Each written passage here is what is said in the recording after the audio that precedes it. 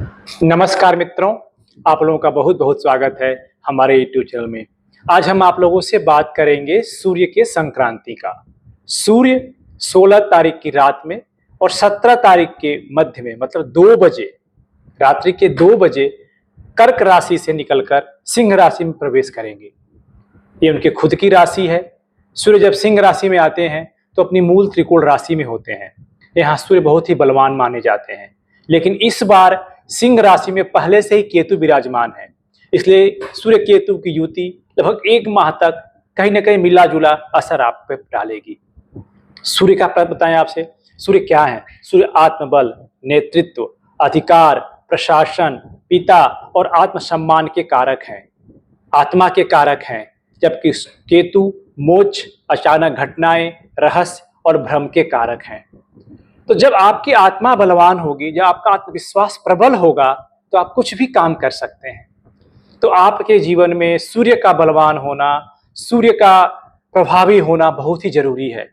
तो आपको हर जगह सफलता मिलेगी, आत्मसम्मान की बढ़ोतरी होगी, आपके आत्मा में बल होगा, पिता और पिताजी का स्वास्थ्य अच्छा रहेगा, आपको नेतृत्व की क्षमता बढ़ेगी, आपको अधिकार और सरकार से सहयोग मिलेगा। तो अगर आपकी कुंडली में सूर्य कमजोर हैं तो आपको कुछ उपाय से उन्हें बलवान किया जा सकता है। एक बार हम सूर्य परिवर्तन के बाद ग्रहों की स्थिति देख लें। ये देखिए, हमने एक मेष लग्न की कुंडली यहाँ पे रखा है। उदाहरण के लिए मेष लग्न हमारे कालपुरुष की कुंडली मानी जाती है। इसको अगर हम आधार बनाते हैं तो इस समय जो चंद्रमा होंगे वो अपने वृषभ राशि में होंगे, उच्च स्थिति में होते हैं। और उसके बाद शुक्र और गुरु की युति यहाँ पे मिथुन राशि में हो रही है, और केतु और सूर्य आपके सिंह राशि में होंगे, मंगल आपकी कन्या राशि में होंगे और राहु आपके कुंभ राशि में होंगे, जबकि शनि पहले से ही मीन राशि में विराजमान है। तो ये रह गई पूरे ग्रहों की स्थितियां।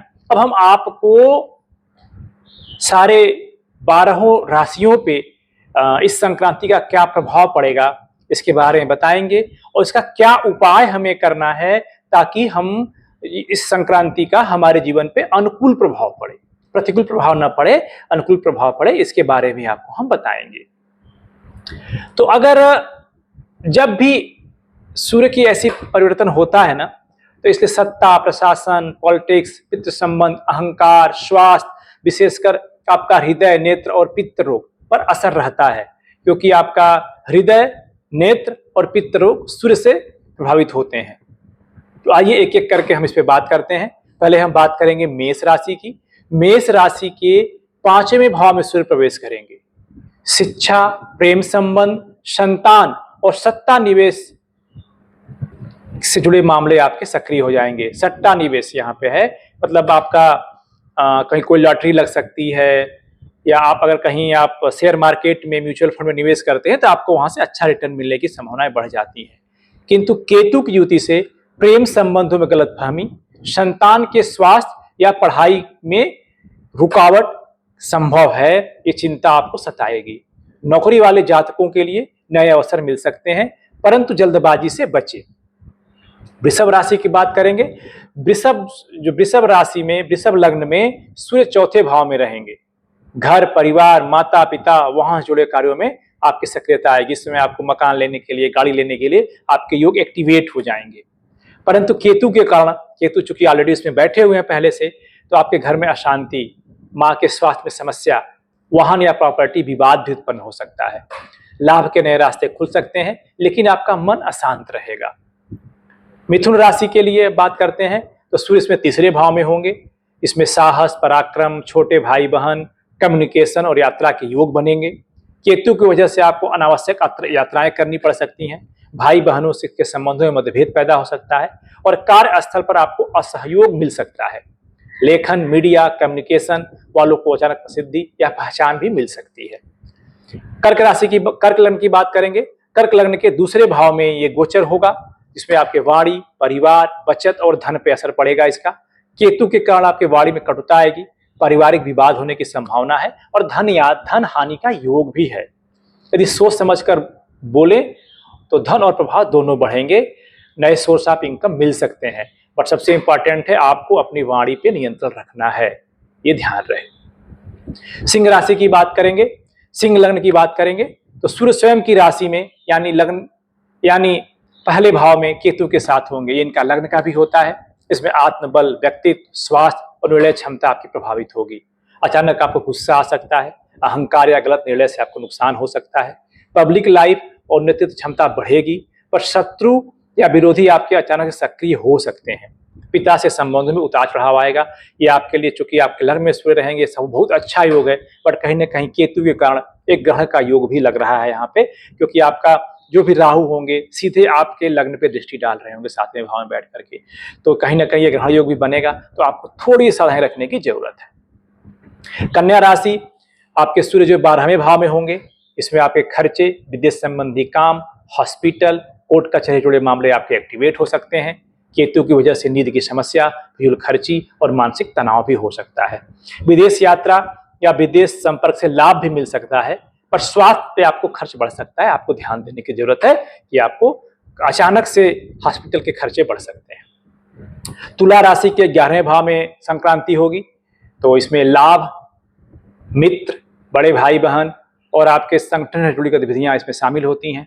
और केतु की युति से मित्रों से धोखा मिल सकता है, लाभ में देरी हो सकती है और बड़े अधिकारियों से संबंध आपके बिगड़ सकते हैं। यदि ध्यान रखें तो लंबे समय के लिए अच्छा लाभ मिलेगा। वृश्चिक राशि के 10वें भाव में ये गोचर होगा। इसमें आपका कैरियर, पद प्रतिष्ठा और प्रोफेशनल लाइफ पे असर पड़ेगा। केतु की वजह से ऑफिस में विरोध, अचानक पद परिवर्तन या विवाद हो सकता है। उच्च अधिकारी आपके काम को नोटिस करेंगे, लेकिन गुप्त शत्रु परेशान कर सकते हैं। जॉब बदलने या प्रमोशन का भी योग है, तो आपको थोड़ा सा ध्यान रखने की जरूरत है। धनु राशि में सूर्य 9वें भाव में होंगे और इसमें भाग्य, धर्म, गुरु, विदेश यात्रा, उच्च शिक्षा से जुड़ी गतिविधियां इसमें शामिल होती हैं। केतु की वजह से आपकी धार्मिक आस्था पर प्रश्न उठ सकता है। गुरु या मेंटर जो आपके हैं उनसे मतभेद हो सकता है। भाग्य कमजोर लग सकता है। विदेश यात्रा के योग बन सकते हैं। पढ़ाई और रिसर्च करने वालों के लिए इससे बहुत लाभ मिलने की संभावना है। मकर राशि में सूर्य आपका 8वें भाव में गोचर करेंगे। इसमें आपको आयु, दुर्घटना, रिसर्च, गुप्त विद्या और इनहेरिटेंस पे असर इसका पड़ सकता है।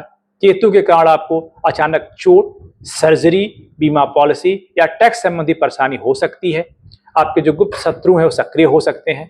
गूढ़ विद्या और एस्ट्रोलॉजी रिसर्च वालों के लिए अच्छा समय आएगा। कुंभ राशि के 7वें भाव में एक गोचर होगा, जिसमें आपको विवाह, साझेदारी और पब्लिक रिलेशन पे असर पड़ सकता है। केतु की वजह से पति पत्नी मतभेद हो सकता है। पार्टनरशिप बिजनेस में असहमति हो सकती है और कोर्ट केस आपके एक्टिवेट हो सकते हैं। यदि धैर्य रखें तो नए सहयोग और कॉन्ट्रैक्ट भी मिल सकते हैं। मीन राशि के लिए, जो आपकी अंतिम राशि होती है, सूर्य का जो गोचर है 6वें भाव में होगा, जो शत्रु, ऋण, रोग और प्रतियोगी परीक्षा का भाव होता है। केतु के कारण पुराने रोग बढ़ सकते हैं, कानूनी विवाद में फंस सकते हैं। नौकरी वालों के लिए प्रमोशन और प्रतियोगिता की तैयारी करने वालों के लिए सफलता का योग है। शत्रु आपके पराजित होंगे। तो इस प्रकार से निष्कर्ष की हम बात करें, उपाय की बात करेंगे, तो सूर्य के सिंह राशि में जाने से नेतृत्व, आत्मबल और आत्मविश्वास बढ़ेगा, लेकिन केतु की वजह से भ्रम, अचानक घटनाएं और पारिवारिक या पेशेवर उलझनें भी होंगी। आपको उपाय क्या करना है? आप किसी भी राशि के हों, किसी भी लग्न के हों, आपको ये ध्यान रखना है। देखिए, ये जो उंगली होती है ना, रिंग फिंगर जिसको बोलते हैं, दाहिने हाथ की रिंग फिंगर, यहाँ पे देखिए सूर्य लाइन भी रहती है आपकी, यहाँ पे सूर्य लाइन होती है। तो अगर आप रविवार के दिन सूर्योदय के पहले उठ जाएं, नहा धो लें और उगते सूर्य के सामने इस अंगुली में छोटा सा मतलब लाल चंदन का टीका या लाल रोली का टीका यहाँ पे लगा लें और इसको अपने माथे पर यहाँ पे इसको ऐसे लगाएं, ओम ह्रीम सूर्याय नमः या ओम गृह सूर्याय नमः, या अगर नहीं आता है तो केवल ओम सूर्याय नमः कहते हुए आप इस टीका को यहाँ पे लगाएं। उसके बाद भगवान सूर्य को तांबे के लोटे में उसमें थोड़ा सा अक्षत डाल लें, थोड़ा सा रोली या लाल चंदन डाल लें, अगर लाल फूल मिल सकता है तो लाल फूल डाल लें और लाल वस्त्र धारण करके भगवान सूर्य को अर्घ दें। आपको अर्घ 3 बार में देना है। आप लोटे में सारा जो हमने सामग्री बताई थी रख करके आपको ऐसे रखना है और लोटा ऐसे रख करके ओम गृह सूर्याय नमः, ओम गृह सूर्याय नमः, ओम गृह सूर्याय नमः, या तो ये कह सकते हैं आप, या गायत्री मंत्र का जप करते हुए दे सकते हैं, या केवल कुछ नहीं आता है तो ओम सूर्याय नमः कह के भी ये 3 बार आप जल दे सकते हैं। उसके बाद भगवान सूर्य की 7 परिक्रमा कीजिए क्लॉकवाइज। वहीं आप खड़े खड़े 7 बार उनकी परिक्रमा कीजिए और उनको प्रणाम कीजिए। ये उपाय अगर आप चाहें तो आप अपने एक आदमी पूरे घर भर के लिए भी कर सकता है, बट ये मन में आस्था हो कि हे सूर्य देव, हमारे परिवार को आप अपने निगेटिव प्रभावों से बचाएं और आपके पॉजिटिव प्रभावों में बढ़ोतरी करें। इसके अलावा आप गाय को गुड़ खिलाएं, गुड़ की रोटी या गुड़ खिलाएं, ये बहुत ही अच्छा प्रभाव होता है सूर्य को बलवान करने के लिए। ये आपका दान का दान हो जाता है और गाय की सेवा भी हो जाती है। बहुत अच्छा उपाय माना जाता है गाय को गुड़ खिलाना या गुड़ की रोटी खिलाना। इसके अलावा आपको पिता और गुरु का सम्मान करना है, पिता का आशीर्वाद रोज लें और भगवान सूर्य का जो मंत्र है, वैदिक मंत्र है ओम ह्रीं सूर्याय नमः का 108 बार अगर आप जप करते हैं तो आपको ये बहुत ही लाभकारी होगा और आपके जीवन में ये जो गोचर हो रहा है उसका एक सकारात्मक प्रभाव पड़ेगा।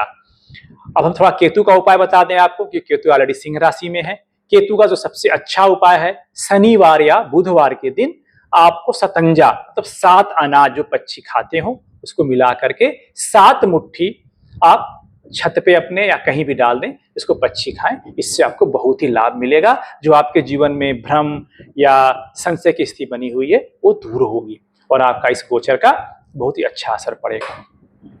तो मैं उम्मीद करता हूं कि हमारे द्वारा दी गई जानकारी आपको अच्छी लगी होगी। अगर आपको अच्छी लगी है तो इसे लाइक कर लें आप। अगर आपने हमारे चैनल को अब तक सब्सक्राइब नहीं किया है, सब्सक्राइब कर लें और दूसरों को भी शेयर करें ताकि दूसरे भी इससे इस लाभ को पा सकें।